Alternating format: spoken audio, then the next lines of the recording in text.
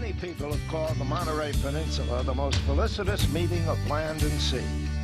Golfers share those poetic sentiments, for this part of California is a golfing mecca, home to such celebrated courses as Cypress Point and Pebble Beach.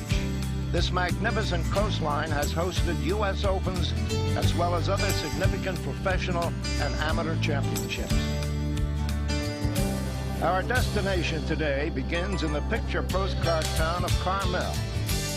From these quaint alleyways and past a beautifully built gatehouse, we hit the open road for a short drive high above the blue Pacific into the beautiful Santa Lucia Mountains. Here, among 20,000 forested acres, lies an exclusive residential property called the Santa Lucia Preserve. Most of this land will never be developed. In fact, only 300 homes will be built, all set back in groves of oak and redwood, helping to achieve a unique harmony with nature. The owners like to say they are saving a piece of paradise. One look at the Tom Fazio designed golf course, and you realize that paradise is just where you might be. Fazio was given a wonderful canvas upon which to create, and from the first tee onward, this is a series of great golf holes.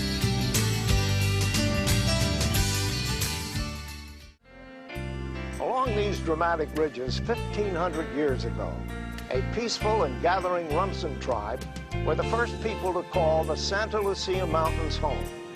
Since then, some pretty intriguing characters have followed. In the 1860s, 4 New England brothers came to the Monterey Peninsula. The Sargent family purchased part of 2 Mexican land grants and set up a thriving cattle ranch. During that time, author Robert Louis Stevenson briefly stayed in a homesteader's cabin here. The chimney of that cottage remains today.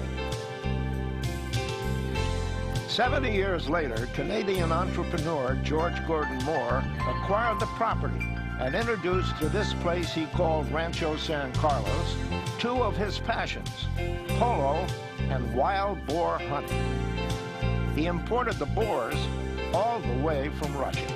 Moore built this marvelous hacienda where he hosted great parties and barbecues attended by movie stars and chorus girls, much in the manner of his neighbor William Randolph Hearst, except that here, the champagne and bourbon flowed till 3 a.m. The hacienda became the property's centerpiece and has remained virtually unchanged through the years. Unfortunately, Moore would be forced to sell his home following substantial losses in the Depression. And so Rancho San Carlos again became a working cattle ranch. But Hollywood came calling in the 1960s when portions of the TV Western Lancer were filmed here. Today, these 20,000 acres represent a concept of real estate development done correctly. Although this landmass is bigger than the island of Manhattan, a limited number of home sites will be blended into the natural background. Even the Rumsen Indians would feel comfortable here, where the Santa Lucia Mountains tumble into the Pacific Ocean. The Equestrian Center is a state-of-the-art facility for the preserve's horse lovers. The annual Fall Fandango offers the opportunity for the members to show off their riding skills. The mariachi band serenades the spectators, enjoying a great mix of horsemanship and cattle cutting. This is a truly enjoyable day for both seasoned riders and tomorrow's saddle starters. One of the features about the Preserve Golf Club is the abundance of wildlife. At any given moment, deer and boar and wild turkey can be seen wandering near the fairways, just the way the creators envisioned it.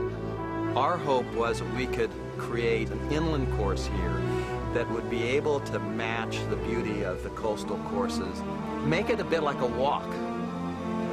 Make it as if it were a trail that you were going through the different landscapes. It's a non-returning course, so it wanders out through the meadows, the grasslands, the oak woodlands, the redwood forest, through valleys, out into open wetland areas, and really captures the essence in 350 acres of the 20,000 acres of the preserve. Tom Watson and I played the golf course a few times, and the last time we played it, Tom came off the 18th grade and he stopped me and he said, "Sandy, you know, this is the most beautiful inland golf course I have ever seen." Now that is certainly an interesting verification of the fact that we accomplished what we set out to accomplish. I've never been involved in a project that gave me more satisfaction than having been involved in the creation of this golf course.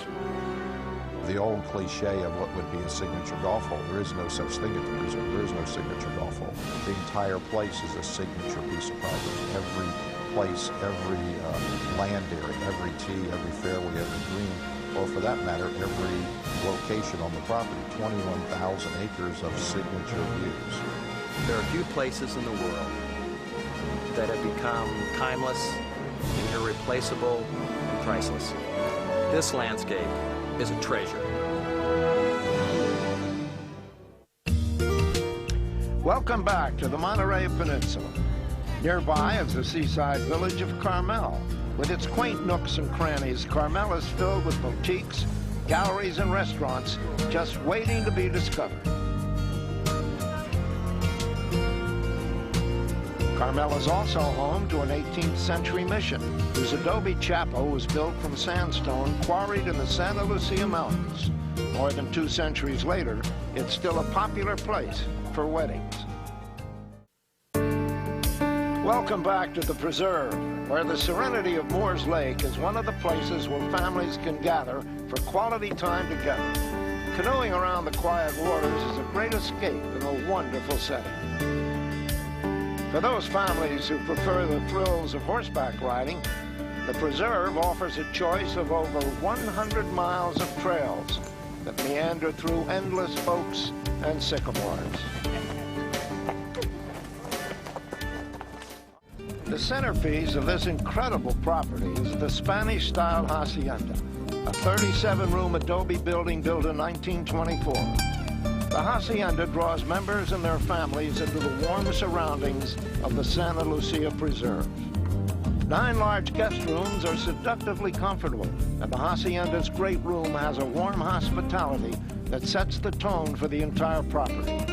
Decorative arts complement a visually striking architecture that underscores the relaxed elegance of the Preserve.